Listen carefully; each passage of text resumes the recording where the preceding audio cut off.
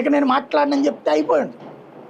అవును. ఆయనకు అనుకూలంగా కొన్ని సంఘాలు ఈ మధ్యకాలం అంటే తెలంగాణ ఉద్యమం టైంలో ధూమ్ధాములు హడావిళ్ళు చేసి ప్రచారం పొంది ఈ మధ్యకాలంలో ప్రచారం లేక సర్దిగా అయిపోయినటువంటి 12 ఏళ్లలో ఏ పదవులు రాక కోరుకున్నటువంటి స్థాయి లేక ఆర్థికంగా పెద్దగా ఉపయోగపడక సరే వాళ్ళకి కూడా మళ్ళీ రికగ్నైజేషన్ వస్తుంది కదా. పవన్ కళ్యాణ్ అంటే కాస్త సెలబ్రిటీని తిడితే కాస్త వస్తుంది కాబట్టి ఒకళ్ళు చెప్పులు తీసుకున్న వాళ్ళు, ఒకళ్ళేమో రోడ్ల మీద కొడతామనేవాళ్ళు, చూసుకుందామనేవాళ్ళు, ఇట్లాంటి వాళ్ళందరూ పుట్టుకొచ్చారు.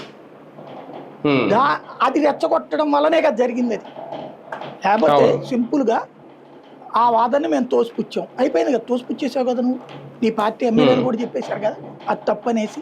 ప్రొఫెసర్ నాగేశ్వర్ ఇట్లా అన్నాడు, తప్పు, అయిపోయింది. ప్రొఫెసర్ నాగేశ్వర్ విత్డ్రా చేసుకున్నాడు, అయిపోయింది.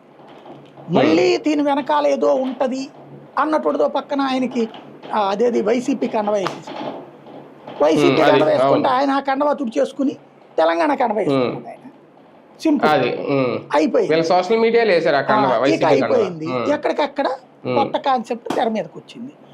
ఈయన పదే పదే ఇది ఎట్లాంటిదంటే స్కూల్ గొడవని తీసుకెళ్లి జాతీయ సమస్యగా మార్చినట్టుంది. ఇది స్కూల్ గొడవ ఓ రకంగా మాట స్కూళ్లలో కొట్టుకుని తిట్టుకుంటుంటాం, దాన్ని తీసుకెళ్లి జాతీయ ప్రధానమంత్రికి